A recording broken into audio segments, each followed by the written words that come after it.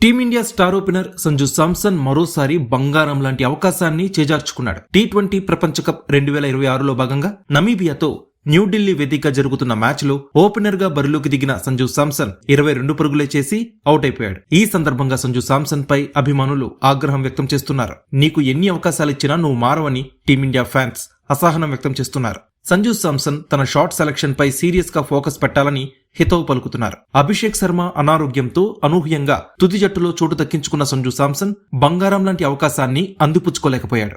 8 బంతుల్లో 4, 3 సిక్సర్ల సహాయంతో 270కి పైగా స్ట్రైక్ రేట్ తో ఆడిన సంజు శాంసన్ భారీ ఇన్నింగ్స్ ఆడలేకపోయాడు. టీమిండియా దూకుడైన అప్రోచ్ కి తగ్గట్టు ఆడిన క్రీజ్ లో సెట్ అయిన తర్వాత అనవసర షాట్ కి ప్రయత్నించి క్యాచ్ అవుట్ గా వెనుదిరిగాడు. తనకు లభించిన ఆరంభాన్ని భారీ ఇన్నింగ్స్ గా మార్చి ఉంటే సంజు శాంసన్ తుది జట్టులో తన స్థానాన్ని సుస్థిరం చేసుకునేవాడు. ఈ మ్యాచ్ లో టాస్ ఓడిపోయిన భారత్ బ్యాటింగ్ కి దిగ్గా ఓపెనర్లు సంజు శాంసన్, ఇషాన్ కిషన్ విధ్వంసకర ఆరంభాన్ని అందించారు. 12 బంతుల్లోనే తొలి వికెట్ కి 25 పరుగులు జోడించారు.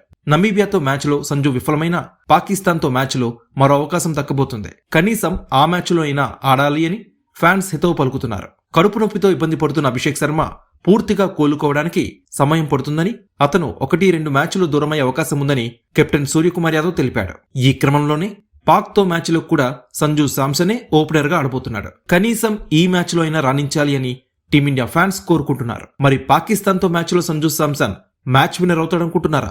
మీ అభిప్రాయం ఏంటి? కామెంట్ సెక్షన్ లో పంచుకోండి.